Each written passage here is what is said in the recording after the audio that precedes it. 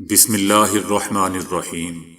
السلام علیکم دوستو، آج کی بہترین ون لائن خبریں سننے سے پہلے اگر ہو سکے تو چینل کو سبسکرائب اور ویڈیو کو لائک ضرور کر لیں، شکریہ۔ سیالکوٹ میں سری لنکن شہری کی موت کے الزام میں 13 مرکزی ملزمان سمیت 118 مشتبہ افراد کو حراست میں لے لیا گیا ہے۔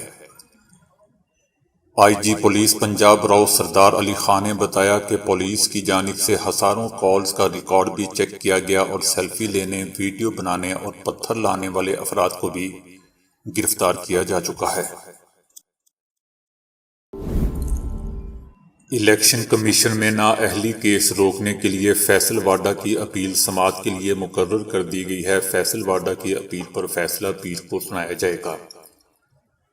فیصلے میں یہ معلوم ہوگا کہ الیکشن کمیشن سے نااہلی کیس میں فیصل واڈا کو حکم امتناع ملے گا یا نہیں۔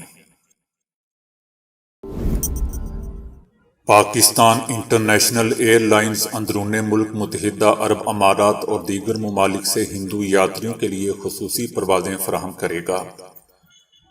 پاکستان انٹرنیشنل ایئر لائن اور پاکستان ہندو کونسل کے مابین مفاہمتی یادداشت پر دستخط ہو گئے ہیں۔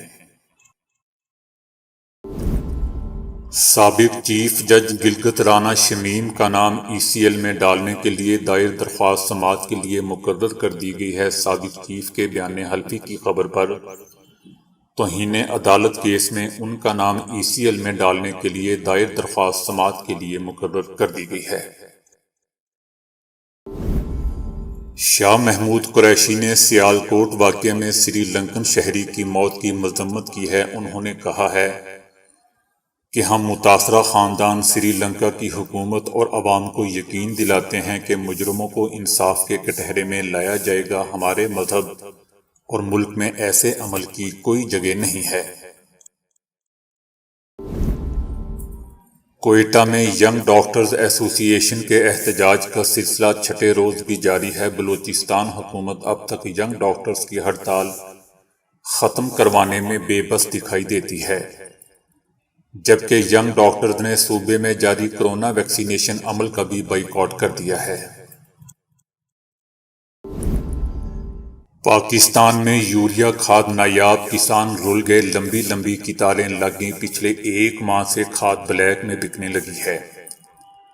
کھاد کی کمی کے باعث کسانوں کا برا حال ہو گیا ہے۔ گندم کی فصل کے لیے کھاد کے طلبکار کسان مہنگے داموں کھاد خریدنے پر مجبور ہیں۔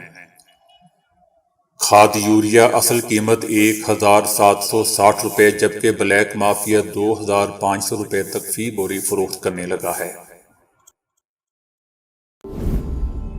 شہباز شریف نے کہا ہے کہ حکومت نے 39 ماہ میں 20,000 ارب کے قرضے لے کر 71 سالہ تاریخ کا ریکارڈ توڑ دیا ہے۔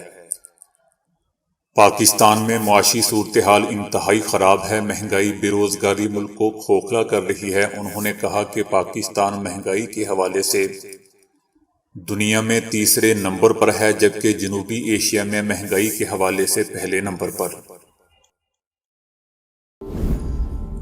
رانا ثناءاللہ کی انوکھی اور جاہلانہ منطق کے سیالکوٹ واقعہ کا ذمہ دار وزیر اعظم عمران خان کو اور ان کی حکومت کو قرار دے دیا۔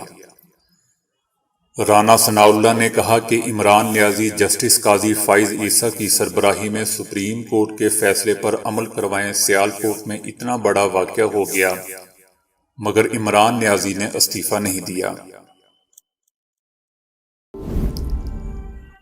پاکستان کی سپریم کورٹ کے چیف جسٹس گلزار احمد نے کہا ہے کہ وکلا کا کام مقدمات کے فیصلوں میں ججز کی معاونت کرنا ہے، تاہم وکالت کا لائسنس ملنے کے بعد بھی بہت سے وکیلوں کو علم نہیں ہوتا کہ انہوں نے کرنا کیا ہے۔ مشیر خزانہ شوکت ترین کا کہنا ہے کہ پاکستان کو سعودی عرب نے 3 ارب ڈالر ڈپازٹ کے طور پر دے دیے ہیں۔ شوکت ترین نے کہا کہ میں سعودی شہزادے محمد بن سلمان کا اس خیر سگالی پر شکریہ ادا کرتا ہوں۔ سپریم کورٹ نے اسلام آباد ہائی کورٹ کے سابق جج شوکت عزیز صدیقی کی برطرفی کے خلاف پٹیشن کو پیر 6 دسمبر کو سماعت کے لیے مقرر کر دیا۔ شوکت عزیز صدیقی کی کیس کی جلد سماعت کے لیے درخواست دائر کی تھی۔ شوکت عزیز صدیقی کا کہنا ہے کہ وہ پر امید ہیں کہ ملک کی اعلیٰ ترین عدالت سے انہیں انصاف ملے گا اور وہ باعزت ریٹائرمنٹ حاصل کر پائیں گے۔ چیف جسٹس پاکستان کو سانحہ سیالکوٹ پر از خود نوٹس کے لیے درخواست دے دی گئی ہے۔ Chief justice Pakistan justice Gulzar Ahmed نے درخواست اپنے سیکرٹری کے حوالے کرتے ہوئے کہا ہے کہ اس درخواست پر دیکھتے ہیں کہ کیا ہو سکتا ہے۔